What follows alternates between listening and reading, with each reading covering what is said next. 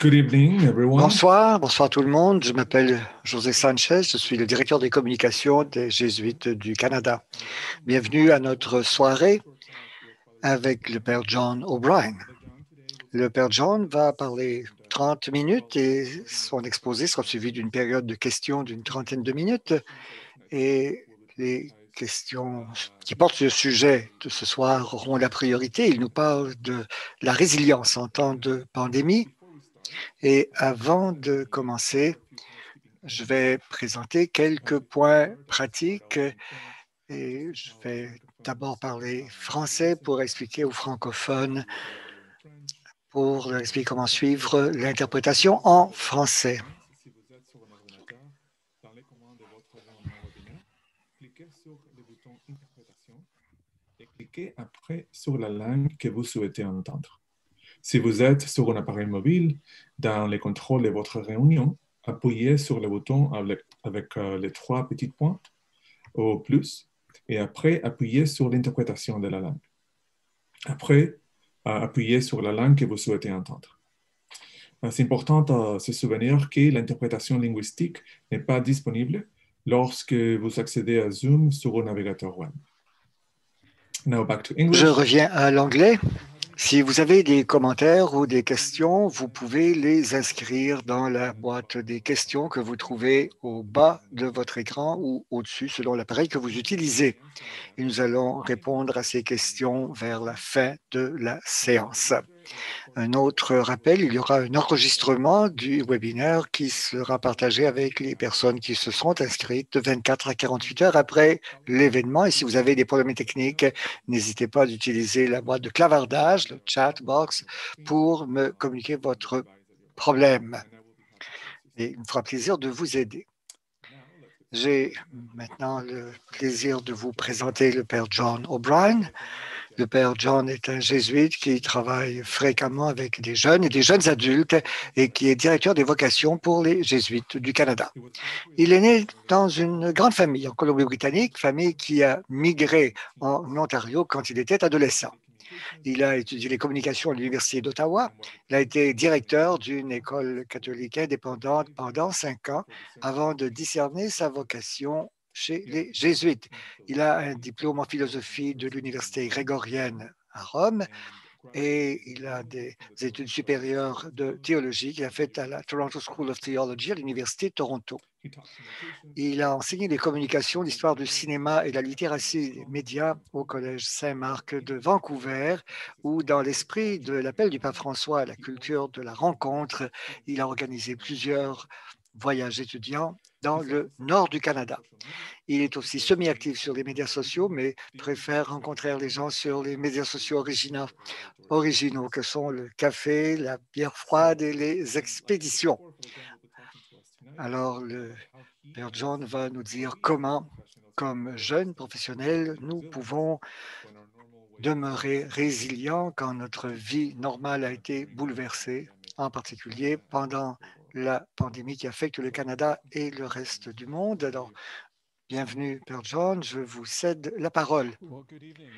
Bonsoir et joyeuse Pâques à toutes et à tous. Merci, José, pour cette présentation. Je suis à Toronto et en plus du confinement que nous avons, autrement, c'est une très belle soirée chaude. Alors, merci d'être venu m'écouter au lieu d'être à l'extérieur. En fait, je ne suis pas certain que c'était la meilleure idée. Enfin, de ce soir, bienvenue et joyeuse fête de Pâques. Un grand merci aussi à M. Robert Baudry pour la traduction simultanée. Je vais essayer de parler à un rythme raisonnable pour cela, mais arrêtez-moi si je suis hors de contrôle. C'est un honneur pour moi de vous parler d'un sujet qui nous a à toutes et tous donné du fil à retordre pendant les 14 derniers mois, comment rester spirituellement résilient lorsque notre mode de vie habituel a été bousculé et que nous nous retrouvons coincés à la maison ou plus généralement dans un mode de vie beaucoup plus comprimé et contraint. Aujourd'hui, en Ontario et au Québec, par exemple, nous sommes soumis à une ordonnance de confinement pour encore un mois. Donc, nous ne sommes pas encore tirés d'affaire en matière de pandémie, mais nous espérons que ce soit le dernier râle de la bête.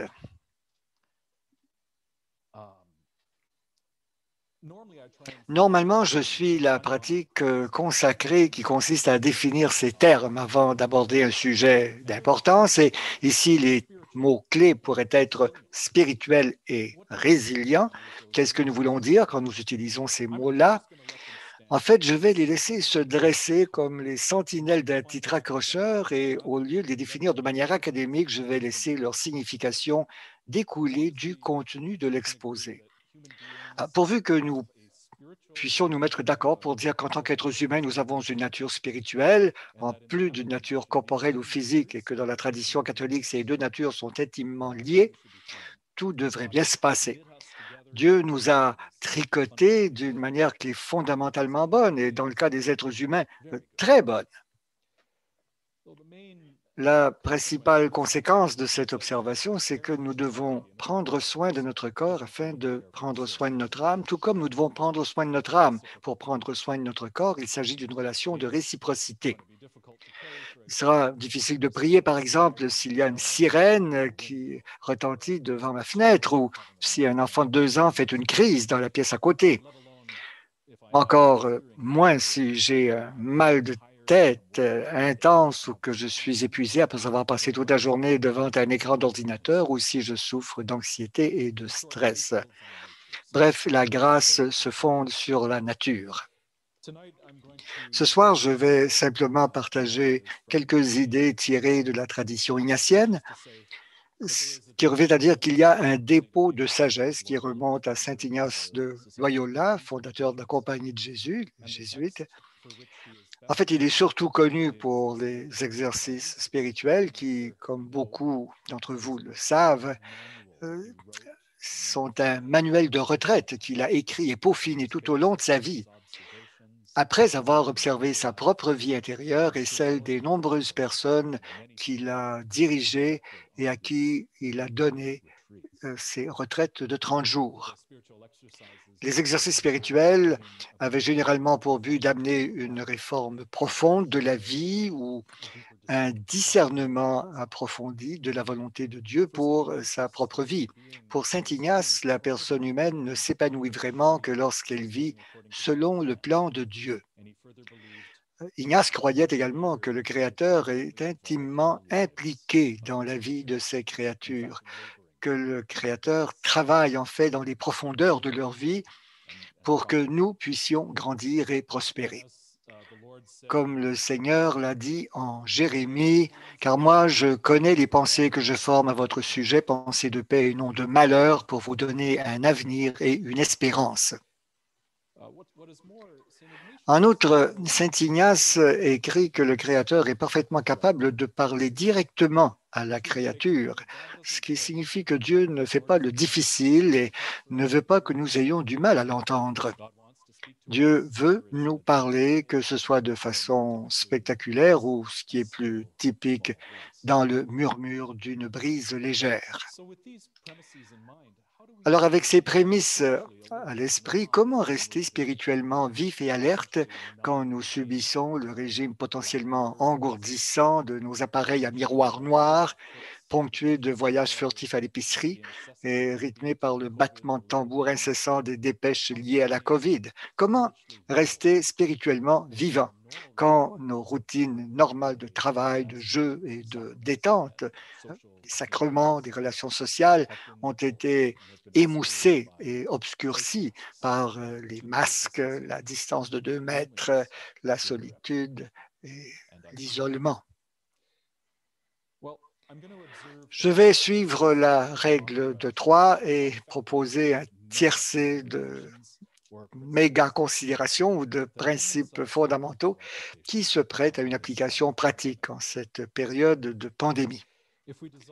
Si nous voulons rester spirituellement résilients, nous ne pouvons mieux faire que de commencer par la question du but ultime de la vie. Ici, saint Ignace peut nous aider. Dans les exercices spirituels, il présente comme point de départ ce qu'il appelle le principe et fondement. la raison pour laquelle nous avons été créés et placés sur cette terre. Certains catholiques anglophones se souviennent peut-être de la façon dont le catéchisme de Baltimore traitait cette question. Donc, il avait ces fameuses questions et réponses. La première question n'avait que 3 mots. Qui m'a fait? Et la réponse était aussi en 3 mots. Dieu m'a fait. La deuxième question était plus intéressante. Pourquoi Dieu m'a-t-il fait? Et je suis sûr qu'il y a quelqu'un qui se souvient de la réponse du catéchisme. Alors Dieu m'a fait pour le connaître, l'aimer et le servir en ce monde et pour être heureux avec lui pour toujours dans l'autre. Maintenant, je pense que cette réponse est toujours pertinente et que c'est une belle réponse, mais Saint Ignace la formule d'une autre manière, semblable. À partir de ses propres expériences mystiques, il a compris que le but ultime de la vie est de louer, respecter et servir Dieu, notre Seigneur.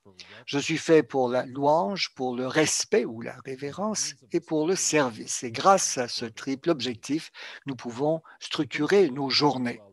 Alors, permettez-moi de m'arrêter brièvement à chacun de ces 3 points fondamentaux.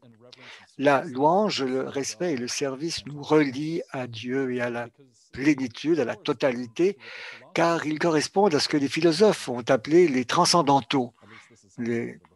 Enfin, c'est comme ça, moi, que je vais les aborder ce soir, les transcendantaux, qui sont les 3 qualités perceptibles dans l'expérience humaine et qui sont considérés aussi comme des attributs divins, c'est-à-dire le bien, le vrai et le beau.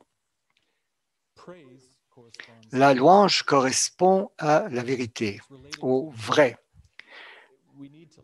Nous devons vivre dans la vérité pour être en bonne santé.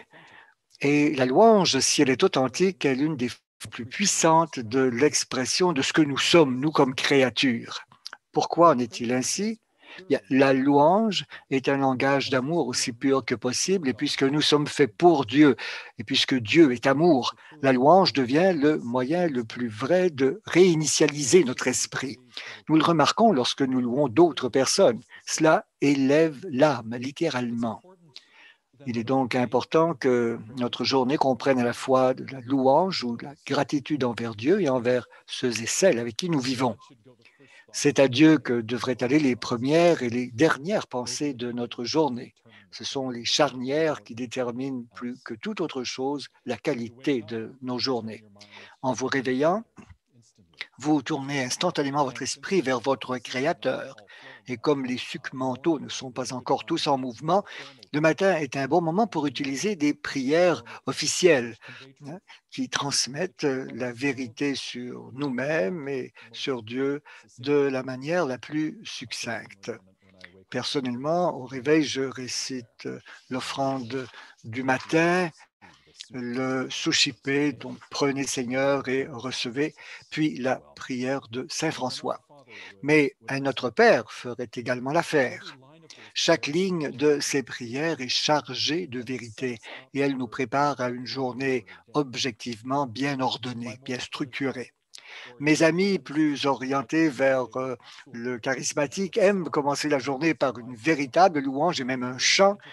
Et bien que ce ne soit pas mon style, parce que j'ai enseigné à des jeunes, je sais à quel point il est vivifiant et tonifiant de chanter dès le début de la journée.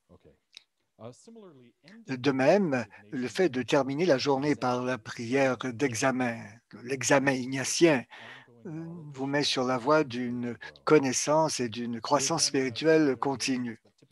Donc, l'examen connaît quelques variantes, mais on commence généralement par se mettre en présence de Dieu et par être reconnaissant pour les grâces de la journée. Il s'agit d'un acte de louange et de gratitude, et ensuite on passe en revue sa journée, on examine comment on a répondu aux grâces ou sur quel point on a failli. Ce genre de confrontation entre vous et le Saint-Esprit est la base de toute croissance dans la vie chrétienne, et Saint Ignace le recommande avant toute autre prière. Un autre ajout pratique qui donne des résultats exponentiellement fructueux, c'est de s'engager à lire un court texte par jour d'un livre qui n'a rien à voir avec votre travail et qui n'est pas le journal télévisé. 10 minutes de lecture spirituelle constituent un différentiel important dans la vie spirituelle pour aider à la résilience. Donc, c'était la louange qui est reliée au transcendantal du vrai. Ensuite, Saint Ignace dit que nous sommes créés pour la révérence ou le respect. Moi, je relie cela au transcendantal du beau. Pourquoi Saint Ignace affirme-t-il que nous sommes créés pour révérer, pour respecter? Alors, tout de suite, dissipons toute idée que la révérence ici serait une forme de soumission, ou pire encore, que Dieu exigerait la servilité ou les hommages dans une sorte d'esprit narcissique, comme le prétendent souvent les athées. Rien n'est plus éloigné de la vérité.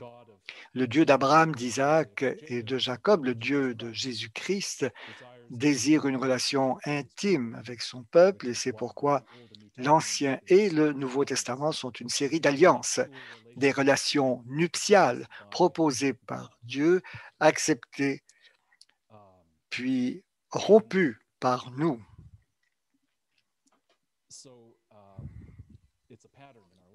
C'est un modèle au fond de notre vie. Il y a cette relation nuptiale que nous acceptons, puis ensuite que nous rompons et que Dieu restaure ensuite. C'est une opération qui se répète régulièrement. Alors, qu'est-ce que la révérence bien comprise? C'est un sentiment de crainte et de respect devant la présence de Dieu qui est aussi un sentiment d'amour. Lorsque je suis en présence de quelque chose de vraiment spirituel ou de saint, mon sentiment instinctif en est un de vénération. J'ai vécu un petit moment de ce genre le jour de Pâques. J'étais dans la cour arrière de notre communauté et tout autour de moi, il y avait des oiseaux qui chantaient partout.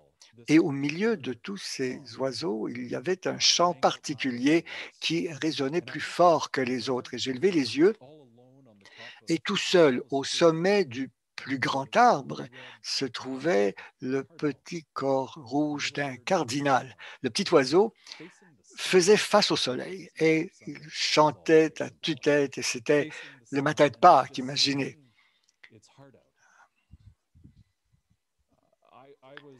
J'étais fasciné par ce spectacle et j'ai eu un moment que je ne peux que qualifier de révérence. Saint Ignace nous invite à trouver Dieu en toutes choses, c'est-à-dire à rechercher les signes par lesquels le surnaturel fait irruption dans le monde naturel et temporel.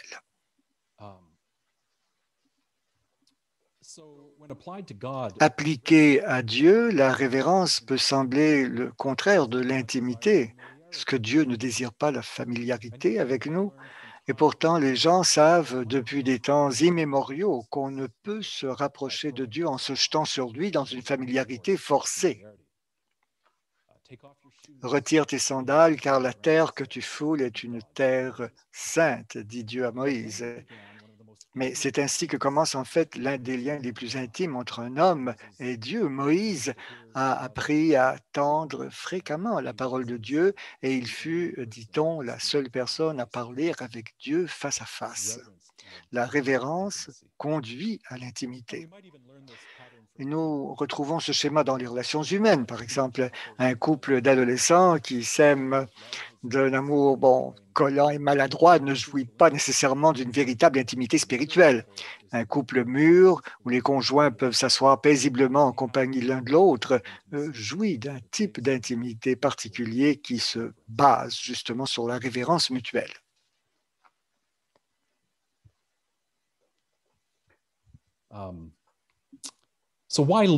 Alors pourquoi associer la révérence au transcendantal du beau? L'enseignement bouddhiste nous suggère de nous pencher profondément sur la nature des choses. Allez vous promener et ne laissez pas toutes sortes d'idées frivoles dominer et dissiper votre conscience, mais concentrez-vous sur un objet et sur sa choséité, donc son nité en tant que chose. Et cela peut calmer les nerfs et permet de se concentrer sur l'essence d'un être. Presque tous les poèmes de Gerard Manley Hopkins sont dans cette veine, en particulier son poème Pied Beauty, donc beauté bariolée, Pied Beauty de Gerard Manley Hopkins.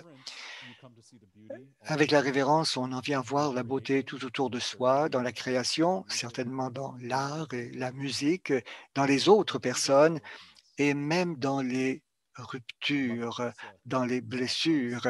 Mère Teresa voyait le Christ dans les corps les moins esthétiques qu'elle recueillait dans la rue.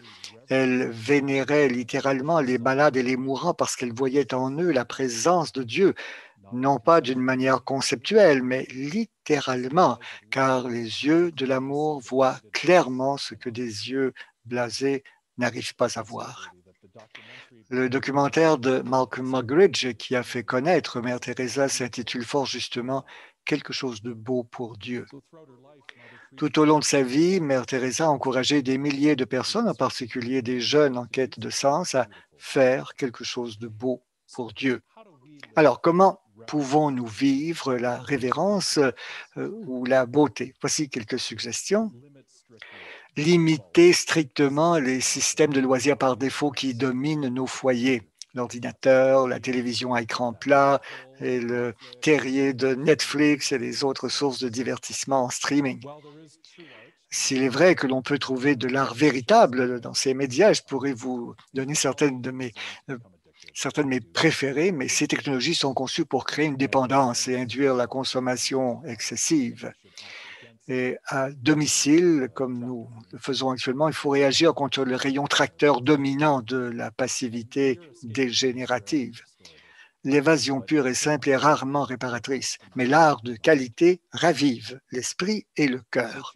Donc choisissez judicieusement et recherchez les traces du bien, du vrai et du beau dans les histoires que vous choisissez de regarder. Dieu se trouve dans les récits humains.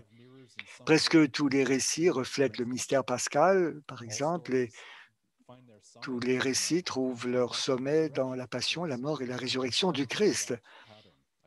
Toutes les histoires suivent cet arc. Il y a un personnage, un conflit, une passion, une mort, on peut la chercher, et une résurrection. Mais dans les études littéraires, on parle de dénouement ou de catharsis. Un visionnement planifié 1 ou 2 fois par semaine pourrait constituer un bon équilibre. Deuxièmement, je dirais de remplacer le divertissement des médias numériques par de véritables rencontres avec la beauté. Qu'est-ce que j'entends ici par beauté?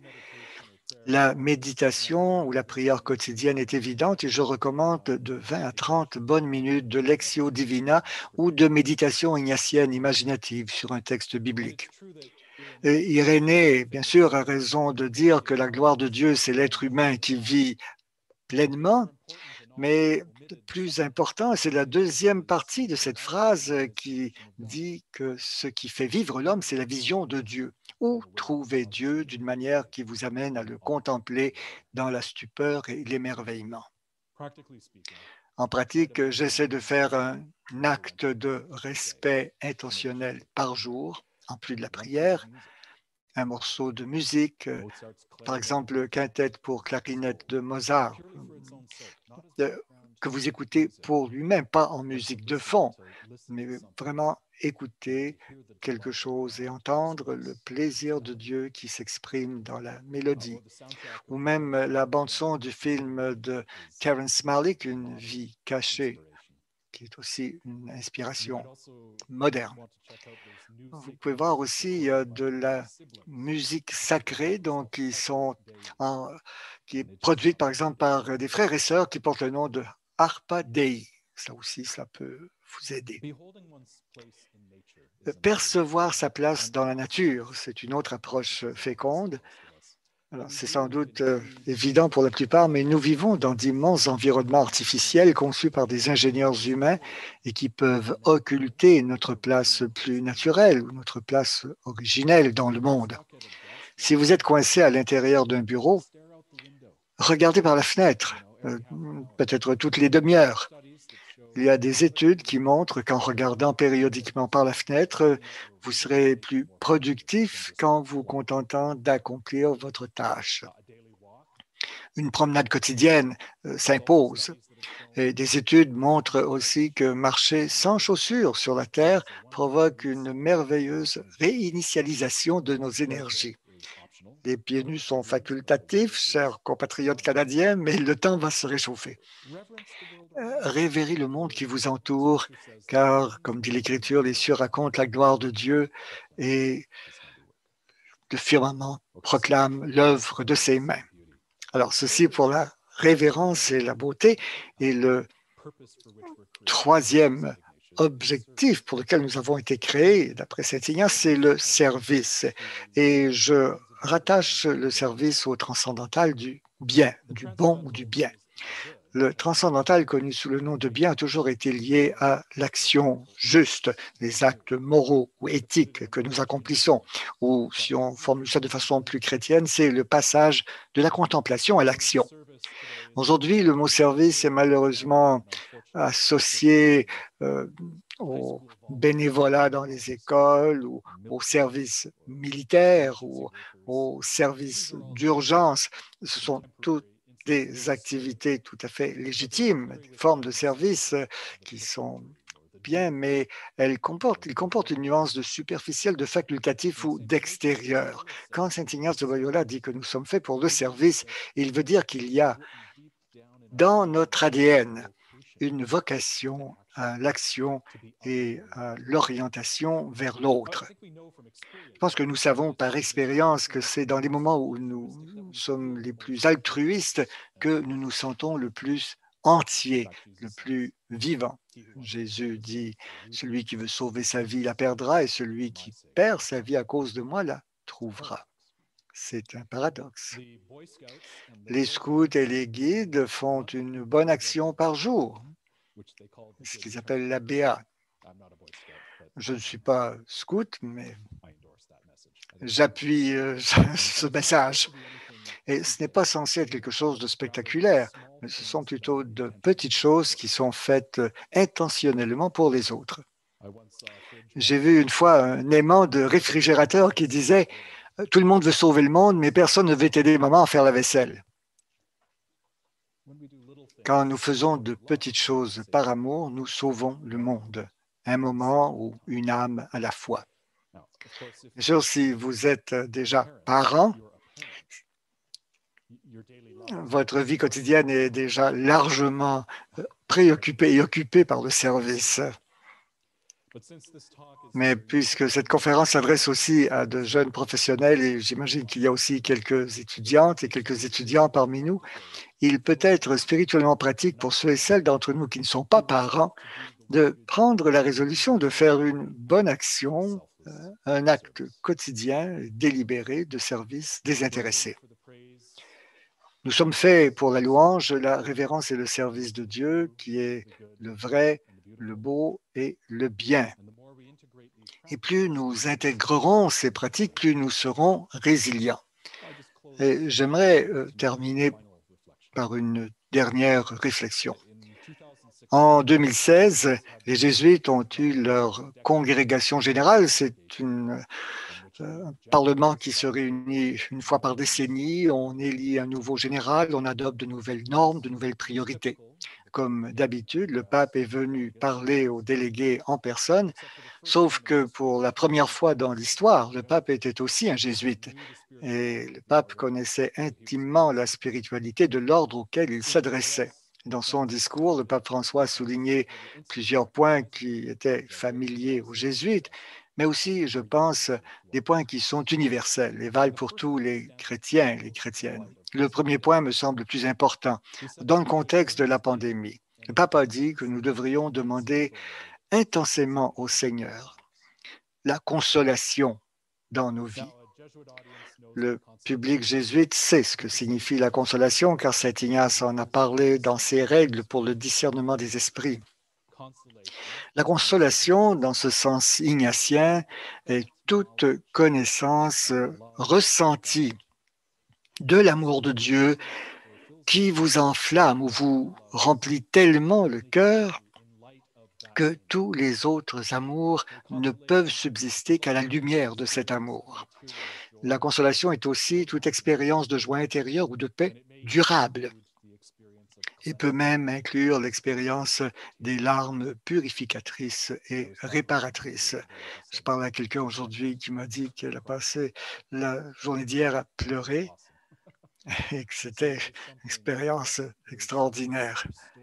Il y a parfois donc quelque chose de profondément réparateur dans des larmes qui ne sont pas amères. La consolation, c'est aussi toute montée en puissance de la foi, de l'espérance et de l'amour, puisque ce sont les vertus qui nous relient le plus directement à Dieu. Et parmi tous ces descripteurs de la consolation, le pape a mis en évidence la joie, ce qui n'est pas surprenant. Et il a dit ceci, il dit que nous devons être vigilants afin que l'ennemi de la nature humaine ne nous enlève pas notre joie. La joie d'évangéliser, la joie de la famille, la joie de l'Église, la joie de la création.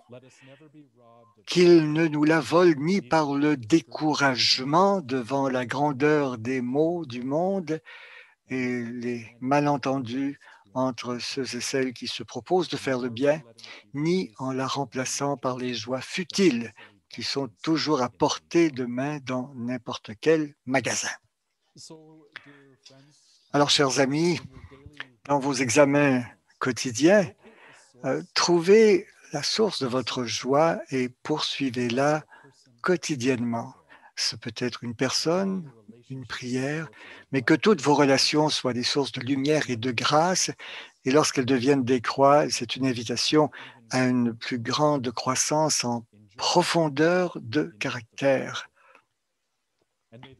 Puisse le principe et fondement de votre vie être la louange, la révérence et le service de Dieu en toutes choses, et puissiez-vous ainsi préserver votre paix.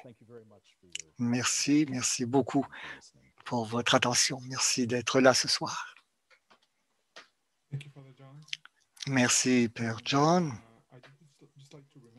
Et j'aimerais vous rappeler que si vous ne l'avez pas fait, vous pouvez inscrire vos questions dans la boîte des questions, donc au bas de l'écran ou au haut de l'écran, selon l'appareil que vous utilisez. Nous avons déjà reçu quelques questions. Nous allons donc commencer et la première question vient de Gina. Est-ce qu'on peut dire aussi que Dieu nous a créés pour que nous puissions nous unir à lui et que la louange et le service entrent sous la même catégorie? Un des fruits de la mort et de la résurrection du Christ, c'est le rétablissement des communications entre Dieu et l'humanité. Oui, merci, Gina. Oui, je suis certainement tout à fait d'accord avec ça. Dieu nous a créés pour nous unir à lui, vivre en communion avec lui. Et d'ailleurs, le mot communication, le mot communion aussi parle aussi de cette union possible avec Dieu. Dieu fait partie, Dieu lui-même est une famille, une trinité de personnes, et il est à la fois unité et pluralité. Et oui, nous sommes appelés littéralement à entrer dans cette vie divine, et quel que soit le degré auquel nous pouvons y arriver dans cette vie. C'est déjà donc une anticipation à ce à quoi nous sommes appelés. Mais Dieu, oui, tend constamment la main et essaie de communiquer avec nous, comme je l'ai dit. Je pense que certaines personnes, mais ce serait une erreur que Dieu veuille que ce genre de communication soit compliqué comme une sorte de partie de cache-cache. Non, c'est Dieu nous parle constamment, mais il le fait avec discrétion parce qu'il respecte notre liberté et aussi parce que nous aussi, de notre côté, nous brouillons les lignes de communication. Mais la vie spirituelle, c'est justement d'apprendre à pouvoir mettre nos fréquences intérieures en harmonie avec les fréquences de Dieu pour que nous puissions recevoir le signal de sa communication. J'espère que ça aide un petit peu. Merci, Gina. À propos d'être sur la même longueur d'onde que Dieu, donc Richard a posé la question suivante en français. À propos de l'examen, donc Jésus parle de l'examen général et des examens particuliers. Alors, est-ce qu'il y a un modèle dont nous pouvons nous inspirer là-dedans? Alors, c'est une bonne question. Richard? Oui, effectivement, il y a deux genres d'examens. Quand vous parlez de l'examen général, je pense que cela fait référence à un type d'examen de votre vie quand vous êtes en retraite, en particulier si vous faites la grande retraite ignatienne. Ça, c'est un examen complet. Donc, avec l'aide de la grâce, vous demandez la lumière de Dieu pour éclairer tous les aspects de son histoire personnelle. Et cela peut être une expérience très intense. L'autre examen, l'examen particulier, c'est l'examen quotidien, c'est ce qu'on appelle parfois l'examen de conscience. Et c'est de celui-là que j'ai parlé un peu plus tôt. Alors là, nous nous mettons en communication avec Dieu, mais nous le faisons de façon délibérée. Donc, si nous ne le faisons pas, nous risquons de dériver à travers nos journées. Donc, il faut procéder de façon un peu intentionnelle, nous arrêter et procéder donc à un examen. Un examen bref et imparfait, c'est certainement beaucoup mieux qu'aucun examen. Et c'est pour, au fond, nous rappeler que nous sommes en présence de Dieu. Comment Dieu m'a-t-il béni aujourd'hui? Il y a des grâces partout, tous les jours, et nous allons les voir, les reconnaître. Et moi, comment est-ce que j'ai réagi? Comment est-ce que j'ai répondu à la grâce? Est-ce que j'ai eu des OK? Est-ce que j'ai eu des erreurs? Enfin, le péché, comme on sait, c'est passer à côté de la cible. Comment est-ce que je suis passé à côté de la cible aujourd'hui pour mieux faire demain? C'est comme ça que nous grandissons. Donc, oui, il y a l'examen général, très approfondi, et il y a cet examen quotidien particulier. Vous pouvez faire des recherches sur Google là-dessus, mais je pense vous faire part d'un PDF qui explique ces différences, et c'est disponible en français et en anglais. Plusieurs bonnes questions à propos de la joie et de la consolation. Louis dit, comment pouvons-nous dire qu'il y a consolation? Comment est-ce que je sais que ce ne sont pas simplement des sentiments superficiels que j'aurais produits moi-même? Ah, ça, c'est une très bonne question, fantastique. Comment est-ce que je sais que je ne suis pas simplement content? Donc, il y a une différence entre la joie et la satisfaction passagère ou une émotion transitoire, donc qui est simplement le fait de phéronome ou de réaction chimique. C'est une question que Saint Ignace s'est posée dès le début. Il a une approche assez scientifique de la vie intérieure. Donc, dès le début de sa conversion, il a porté attention aux données empiriques de sa propre expérience. Et bon, l'histoire dit qu'il a eu une blessure au combat et qu'il a dû passer plusieurs mois donc au lit à lire. Et il a commencé à remarquer que certaines pensées, certaines réflexions faisaient qu'il se sentait bien. Pour lui, au début, donc c'était, par exemple, le fait qu'il s'était toujours imaginé, par exemple, il se voyait accomplir de grands exploits, un peu comme le héros donc d'un film d'aventure. Et avec le temps, quand il est arrivé un peu à court d'exploits romantiques, il a commencé à lire la vie des saints et la vie du Christ. Et il a commencé à remarquer que lorsqu'il s'imaginait lui-même faire certaines de ces choses que faisaient les saints, donc donner sa vie pour suivre Jésus, qu'il vivait aussi quelque chose à l'intérieur, et il a remarqué, et c'est comme ça que sa conversion a commencé, que même si cela pouvait ressembler aux autres sentiments positifs qu'il avait eus auparavant, il a remarqué qu'il y avait deux différences fondamentales. Et c'est cela peut-être qui peut nous aider à répondre à la question. Saint Ignace a remarqué que sa vraie joie, sa consolation, se caractérisait par une plus grande profondeur et par une durée plus longue. Auparavant, donc, c'était comme une poussée donc, de confort, si on veut, puis une chute. Mais là, quand il pensait avec Dieu, il y avait une profondeur et une résonance et une durée plus intense. Alors, vous pouvez peut-être chercher ce genre de qualité dans vos propres expériences, dans votre vie intérieure, et si cela se produit, vous pouvez être certain que c'est la grâce et la consolation que vous vivez. Alors, une question peut-être sur les temps plus difficiles, les problèmes que nous pouvons affronter, et Lina demande ou dit que elle s'est sentie plus forte sur le plan spirituel pendant les derniers mois et que ça a été comme un exercice de lâcher prise. Et en comprenant qu'elle avait très peu de contrôle, mais en même temps, elle éprouvait une certaine paix aussi, en même temps qu'elle sentait qu'elle n'était plus en contrôle. Une des règles pour le discernement des esprits que propose Saint-Ignace, c'est que même si nous sommes dans la désolation, des périodes difficiles, Dieu ne cesse pas de nous éclairer, de nous aider à grandir et de nous soutenir. Même si nous avons tous vécu la privation, par exemple, de l'expérience profonde que sont les sacrements de l'Eucharistie et de la pénitence. Mais Dieu peut nous soutenir en développant notre capacité de prier ou notre façon de vivre avec les autres, de découvrir une autre forme de service. Mais je suis d'accord avec ce que vous dites. Au début de la pandémie, il y avait des caricatures qui... Alors, on disait donc... quand on a annoncé le confinement, tous les extravertis disaient « Ah non, nous allons être prisonniers à la maison », alors que les introvertis disaient « Ah, pas mal ».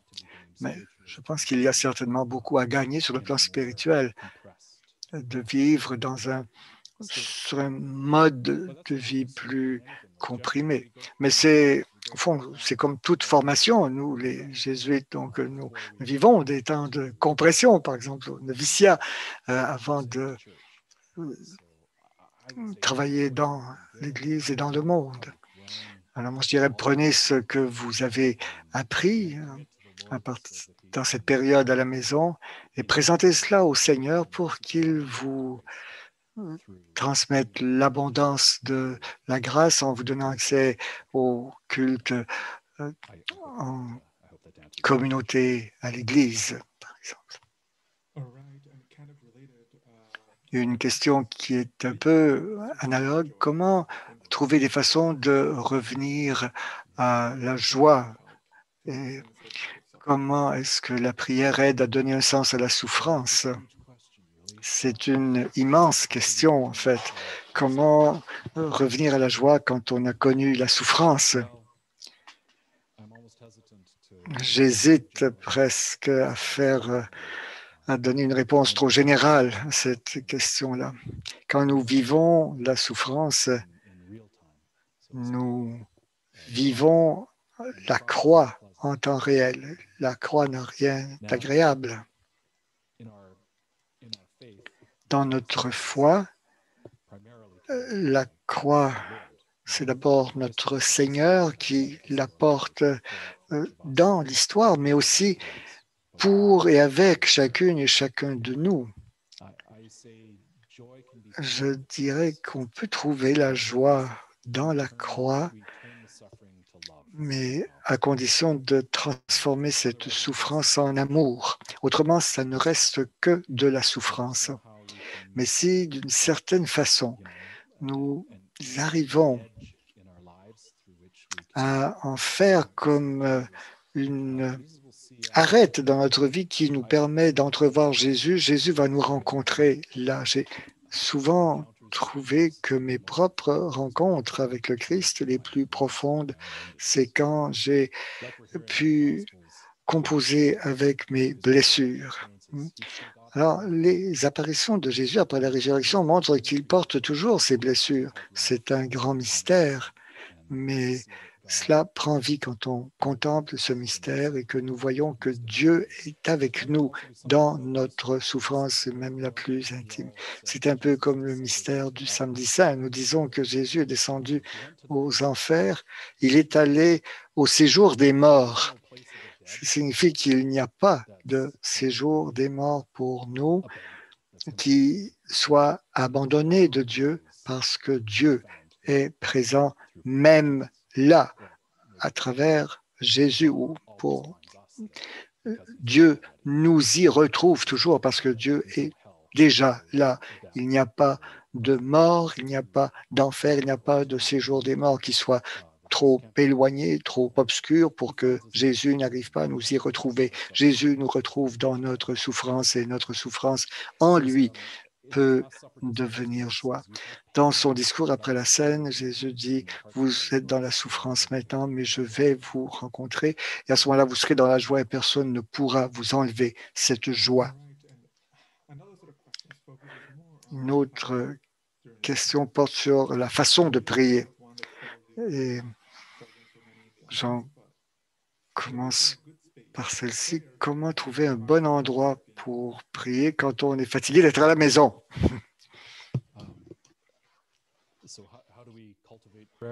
Alors, comment cultiver la prière? Et si je peux lire entre les lignes ici, moi je pense que c'est le fait de se sentir à la maison et de trouver que ce n'est pas un endroit qui aide à prier, de ne pas avoir d'espace. Comment réussir à trouver peut-être un cadre différent pour être plus inspiré? C'est vrai que le décor est important. Saint Ignace le reconnaît le premier parce que nous sommes incarnés. Donc, l'environnement est important. Alors, pour une prière en silence, il faut trouver un lieu de prière. La première chose que je dirais, c'est que ne vous compliquez pas les choses si vous êtes dans un lieu confiné. Et ensuite, peut-être essayer de trouver un autre espace. Pouvez-vous aller faire une promenade à l'extérieur? Je ne sais pas dans quelle région du monde vous vivez, mais à Toronto, même avec le confinement, les églises sont encore ouvertes et vous pouvez aller faire une visite, à plusieurs en tout cas. Mais sinon, une marche dans la nature, même 20 minutes. Aujourd'hui, moi, je suis sorti de ma chambre pour 20 minutes seulement et j'ai fait le tour donc, du carré de maison, là, mais j'ai pu trouver Dieu dans cet environnement.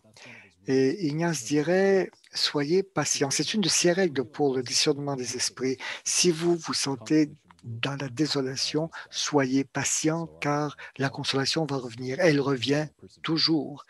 Donc, il s'agit d'être persévérant, de faire preuve de force.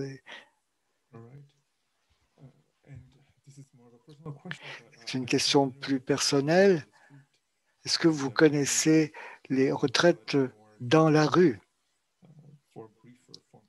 Et cela pourrait peut-être permettre des formes de prière plus brèves pour les personnes qui, disons, ont la difficulté à trouver un lieu de prière.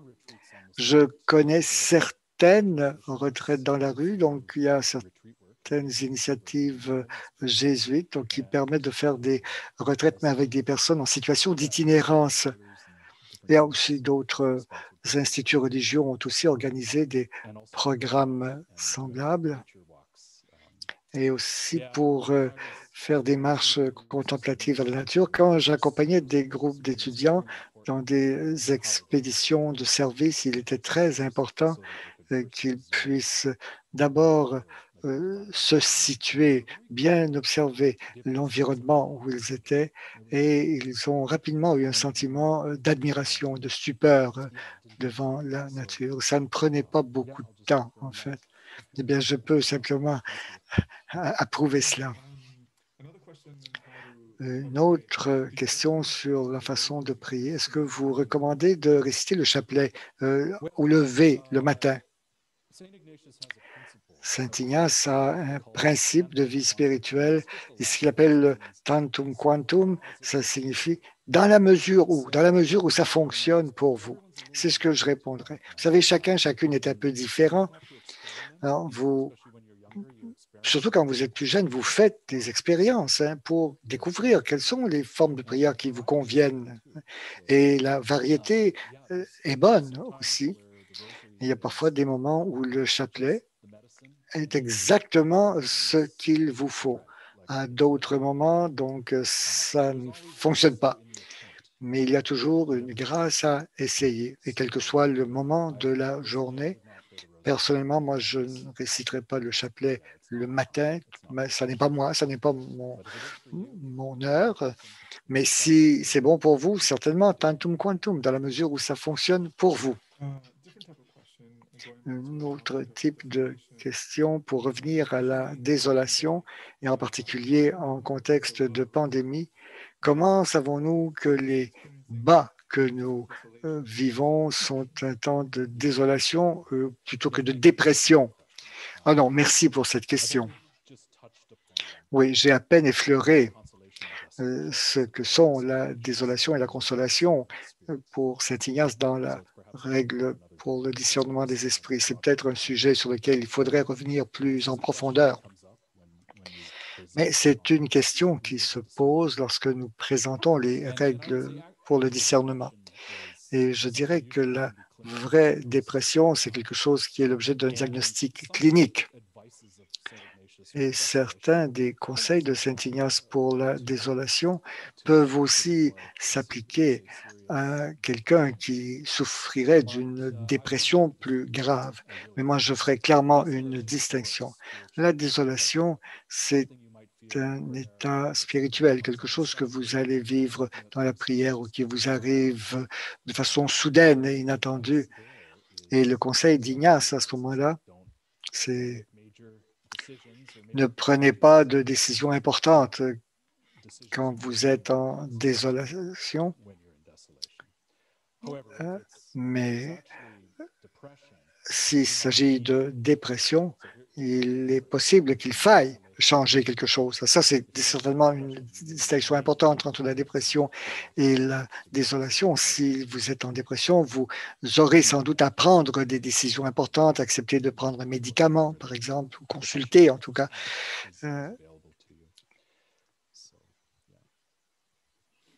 Question from Wilda, and it's probably interesting. How about imaginary prayer?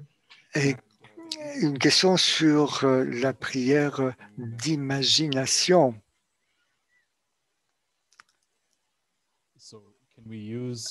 Est-ce qu'on peut utiliser notre imagination pour nous réfugier dans un endroit plus agréable? Est-ce que la prière imaginative peut nous aider de cette façon-là?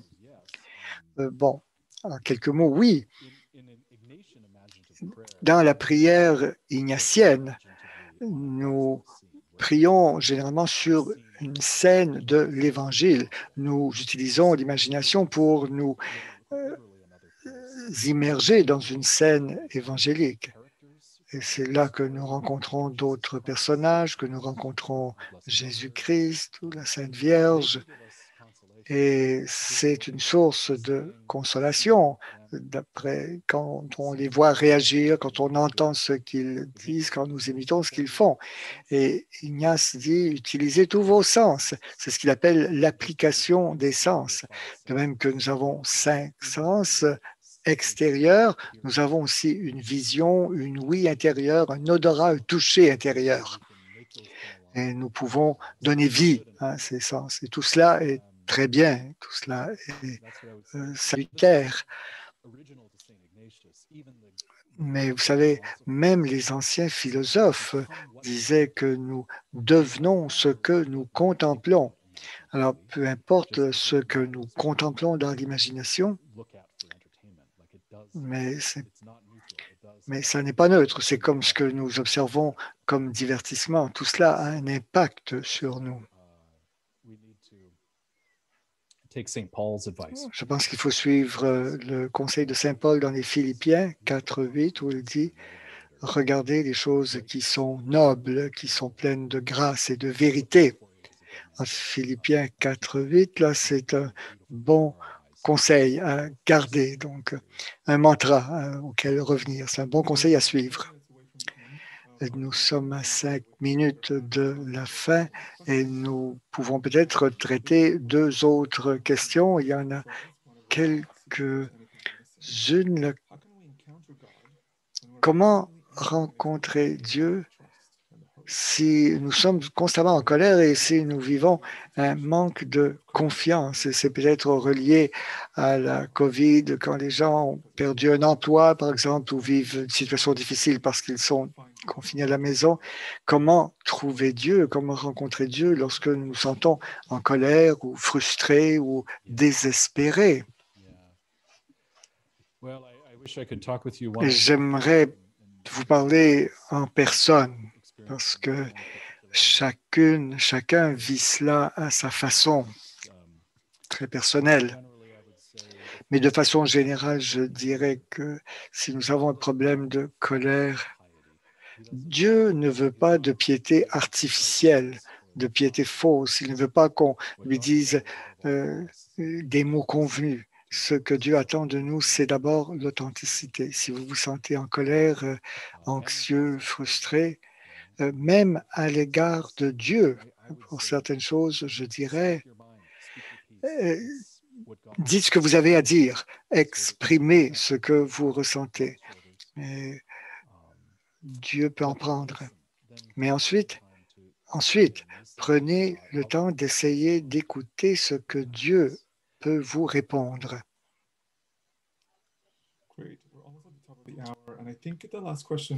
Et la dernière question qui peut être utile, est-ce qu'il y aurait un livre qui présente ou résume l'exercice spirituel de Saint Ignace, ou est-ce qu'il y a d'autres livres que vous pourriez conseiller aux gens pour approfondir le sujet que vous avez présenté aujourd'hui?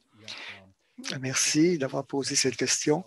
Les exercices spirituels, c'est pas vraiment un texte que je vous recommanderais de lire de la première page à la dernière, parce que c'est plutôt un texte avec lequel on prie quand il y a un directeur ou une directrice qui vous accompagne. Ce n'est pas un livre qu'on puisse lire comme ça, comme lecture spirituelle. Mais pour explorer davantage la spiritualité ignatienne qui découle des exercices spirituels, je recommanderais les livres du père Timothy Gallagher, qui a écrit des livres sur presque tous les aspects de la vie ignatienne. Il y a des livres sur la méditation et la contemplation. Il y en a un sur le discernement des esprits, un autre sur l'examen, sur le discernement de la volonté de Dieu, sur ce qu'est la consolation, la désolation. Il y a un livre sur le discernement pour les couples mariés. Donc, il a beaucoup écrit. Donc, Timothy Gallagher. Et il est très concret. Il utilise beaucoup de cas concrets pour illustrer ses propos. Merci d'avoir fourni le lien donc, dans la boîte de clavardage. Alors, d'abord, je voudrais vous remercier, Père John, pour cet exposé qui a été très pratique et très profond en même temps. Et vous avez ouvert différentes possibilités pour rencontrer Dieu, la paix et la croissance dans notre itinéraire personnel. Nous avons eu quelques demandes dans la boîte de questions pour demander comment le groupe qui a participé à cette rencontre pourrait rester en contact. Vous pourriez peut-être parler d'une retraite qui se prépare pour le mois de juin. Donc, ce serait une façon pour les gens de se retrouver. Vous savez, les médias sociaux sont certainement une façon de rester en contact, mais dans la vie réelle, ce que je peux offrir, c'est une retraite que nous préparons pour les jeunes professionnels. Et la raison pour laquelle nous parlons ici de jeunes professionnels, c'est que souvent, les jeunes adultes sont le groupe qu'on oublie dans l'Église. Bien sûr, tous les groupes d'âge pourraient bénéficier de plus d'attention. Il y a des groupes jeunesse dans les paroisses, sans doute, comme ils ont aussi des activités pour les personnes âgées. Mais très souvent, ce sont les jeunes, et comme on dit, les jeunes professionnels qui sont oubliés. Alors, c'est pourquoi je vais donner donc une retraite de week-end au centre de retraite Manresa de Pickering, en Ontario. Mais en juin, nous ne savons pas ce que nous aurons la permission de faire, mais j'ai l'impression qu'on pourrait réunir 35 personnes là. Ce que nous allons faire aussi, c'est de rendre cette retraite accessible en ligne. Ce sera donc une retraite hybride, soit en personne, soit en ligne, et que vous pourrez donc suivre de chez vous. Et c'est quelque chose même qu'Ignace avait envisagé pour ces réseaux spirituels, pour les personnes qui ne peuvent se libérer pour quelques jours, qu'ils aient la possibilité de vivre cela au quotidien. Alors, c'est du 6 au 8 juin à Manresa. Et si vous voulez en savoir plus, vous avez le lien dans la boîte de clavardage et nous vous donnerons plus de détails dans le courriel de suivi. Et n'oubliez pas que l'enregistrement de ce webinaire vous sera envoyé entre 24 et 48 heures après la fin de l'événement. Et veuillez remplir le sondage qui va apparaître à votre écran à la fin de cette séance, car cela nous aide à préparer d'autres séances du point de vue technique pour le contenu. Et vous verrez aussi les questions qui ont été posées. Merci, Père John. Merci à toutes les personnes qui ont participé. Et merci à Fanny Dion pour l'enregistrement et merci à l'interprète.